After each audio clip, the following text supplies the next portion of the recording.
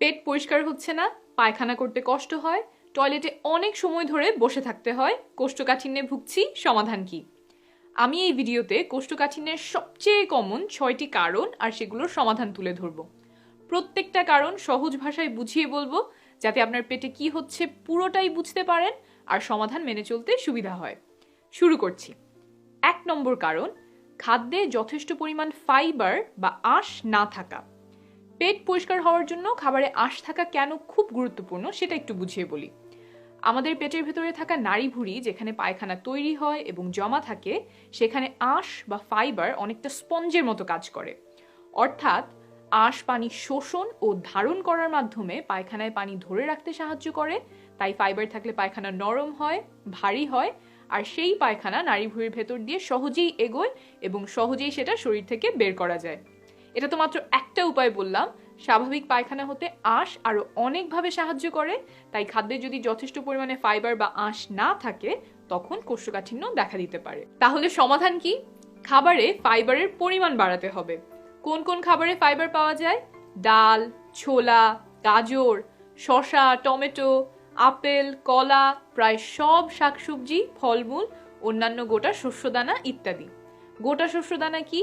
লাল চাল, লাল আটা, এগুলো। চাল যখন লাল থেকে সাদা করা হয় তখন ফাইবারের পরিমাণও কমে যায়। আটার জন্য একই কথা প্রযোজ্য। কোন কোন খাবারে পাওয়া যায় তা তো জানলাম, কিন্তু প্রতিদিনের খাদ্যাভ্যাসে কি কি পরিবর্তন আনলে ফাইবারের পরিমাণ বাড়বে? 7টা উপায় বলবো। 1, আমরা প্রায় সবাই রুটি কিংবা ভাত খাই।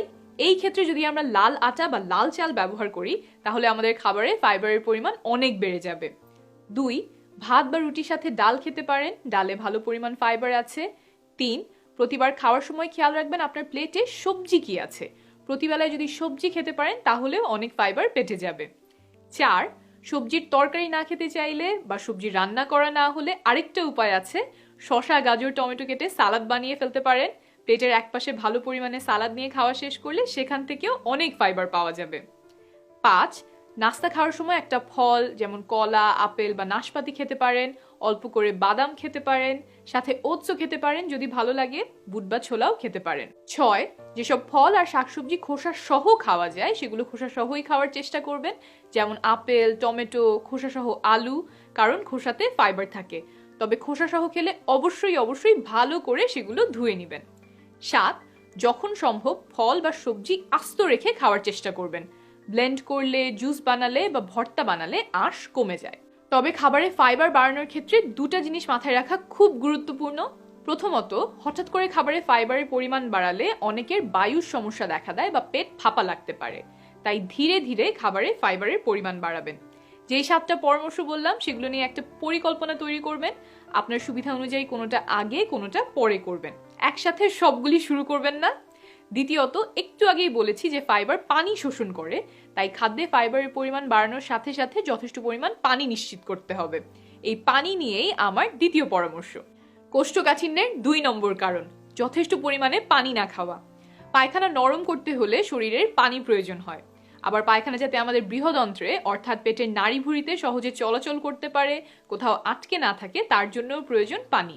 তাই আপনি যদি যথেষ্ট পরিমাণ পানি না খান, তাহলে পায়খানা নরম না হয়ে শক্ত হওয়া আর কোষ্ঠকাঠিন্য হওয়ার সম্ভাবনা বাড়ে। সমাধান কি?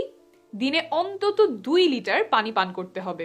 শরীর সেই পানি ব্যবহার করে কোষ্ঠকাঠিন্য দূর করবে। আপনার সাথে একটা 1 লিটারের বোতল রাখতে পারেন, তাহলে দিনে কতটুকু পানি খাচ্ছেন সেটা হিসাব করতে সহজ হবে।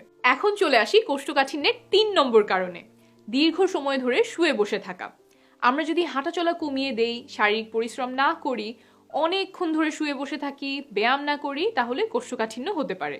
শরীর চর্চা করলে আমাদের বৃহদন্ত্র অর্থাৎ পেটের ভেতরে থাকা নাড়িভুঁড়ি সচল হয় এবং স্বাভাবিক পায়খানা হতে সাহায্য করে। আমরা যত বেশি বাসা থেকে কাজ করব, বাসা থেকে অনলাইন ক্লাস করব, অফিসে বা ইউনিভার্সিটিতে যাওয়া আসা কম হবে, ততই আমাদের হাঁটাচলা কমে যাওয়ার সম্ভাবনা থাকে।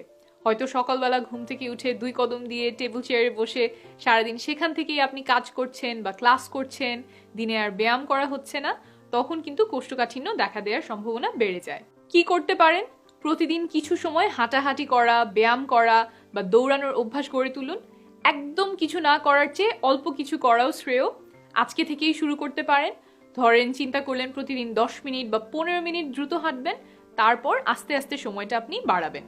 আর একটানা অনেকক্ষণ ধরে শুয়ে বা বসে থাকবেন না, একটু উঠে হালকা ব্যায়াম বা হাঁটাহাঁটি করে নেবেন। কতক্ষণ ব্যায়াম করতে হবে? আপনার বয়স যদি 19 থেকে 64 এর মধ্যে হয়, তাহলে আপনার লক্ষ্য থাকবে সপ্তাহে অন্তত 2.5 ঘন্টা মাঝারি ধরনের ব্যায়াম করা। মাঝারি ধরনের ব্যায়ামগুলো হলো দ্রুত হাঁটা, সাইকেল চালানো ইত্যাদি। যদি তার চেয়ে বেশি খাটুনির ব্যায়াম করেন, যেমন দৌড় দেয়া, ফুটবল খেলা, দড়ি লাফানো, তাহলে আপনার লক্ষ্য হবে সেগুলো সপ্তাহে অন্তত 1.5 ঘন্টা করে করা, অর্থাৎ সপ্তাহে 75 মিনিট। 4 নম্বর কারণ, পায়খানার চাপ আসলে টয়লেটে না যেয়ে তা প্রায়শই চেপে রাখা। পায়খানা না করে আটকে রাখলে দিন দিন শরীর সেটা থেকে পানি শুষে নেয়, ফলে পায়খানা ক্রমেই শক্ত হতে থাকে, সেটা শরীর থেকে বের করা খুবই যন্ত্রণাদায়ক হয়। কি করবেন? পায়খানার চাপ আসলে বেশি দেরি করবেন না, বাথরুমে চলে যাবেন। যাদের কোষ্ঠকাঠিন্য রোগ আছে তাদের জন্য আমরা প্যানে যেভাবে বসি সেই দেহভঙ্গিটা পায়খানা করার জন্য সবচেয়ে ভালো। তাই যদি সম্ভব হয় কমোডে না বসে প্যান ব্যবহার করার চেষ্টা করবেন। কমোড হচ্ছে এইটা আর প্যান হচ্ছে এইটা। তবে বাসায় যদি প্যান না থাকে বা কমোড ব্যবহার করতেই হয়, তাহলে যেটা করতে পারেন সেটা হলো পায়ের নিচে ছোট্ট টুল দিয়ে পা উঁচু করতে পারেন, হাঁটু দুটো কোমরের ওপরে তোলার চেষ্টা করবেন, সেটা দেখতে এমন হবে। 5 নম্বর কারণ, মানসিক চাপ, উদ্বিগ্নতা ও বিষণ্ণতা। আপনি যদি অনেক মানসিক চাপে থাকেন বা উদ্বিগ্নতা কিংবা বিষণ্ণতায় ভোগেন, তাহলে কোষ্ঠকাঠিন্য দেখা দিতে পারে। কি করতে পারেন? মানসিক প্রশান্তি আনে এমন কিছু কাজ করার চেষ্টা করবেন, সেটা হতে পারে আপনজনের সাথে সময় কাটানো।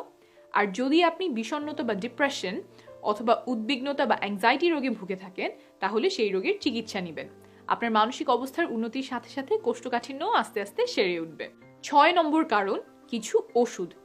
নির্দিষ্ট কিছু ওষুধের পার্শ্ব প্রতিক্রিয়া হিসেবে কোষ্ঠকাঠিন্য হতে পারে, যেমন ট্রামাডল বা ওপিয়েট জাতীয় ব্যথার ওষুধ, আইবুপ্রোফেন, আয়রন বা ক্যালসিয়াম সাপ্লিমেন্ট ইত্যাদি। 5টার বেশি ওষুধ খেলেও কোষ্ঠকাঠিন্য হওয়ার সম্ভাবনা বাড়ে। সমাধান কি?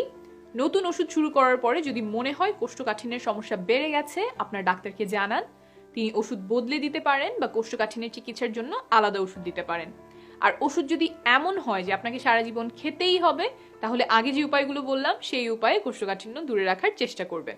সাধারণত কোষ্ঠকাঠিন্য কোনো গুরুতর রোগের কারণে হয় না, তবে কিছু ক্ষেত্রে রোগের কারণেও কোষ্ঠকাঠিন্য হতে পারে, যেমন থাইরয়েডের সমস্যা থাকলে, ডায়াবেটিসের রোগ হলে ইত্যাদি। কোষ্ঠকাঠিন্য হলে কখন ডাক্তারের সহায়তা নেবেন? যদি ঘরোয়া উপায়ে সমাধান না হয়, যদি দীর্ঘদিন যাবৎ নিয়মিত কোষ্ঠকাঠিন্য রোগে ভোগেন বা পেট ফাঁপা লাগে, অনেক দিন কোষ্ঠকাঠিন্য থাকার পর যদি ডায়রিয়া শুরু হয়, যদি পায়খানার সাথে রক্ত যায় বা পায়খানা কালো হয়, পায়খানার রাস্তায় যদি ব্যথা হয়, কোষ্ঠকাঠিন্যের সাথে যদি পেট ব্যথা হয় বা জ্বর আসে, যদি সারাক্ষণ ক্লান্ত লাগতে থাকে, যদি ওজন অনেক কমে যায় কোনো কারণ ছাড়াই বা কোনো চেষ্টা ছাড়াই, যদি রক্তশূন্যতায় ভোগেন, এসব লক্ষণ দেখা দিলে দেরি না করে একজন ডাক্তারের সহায়তা নেবেন। নিরাপদে থাকবেন, শীঘ্রই আবার দেখা হবে।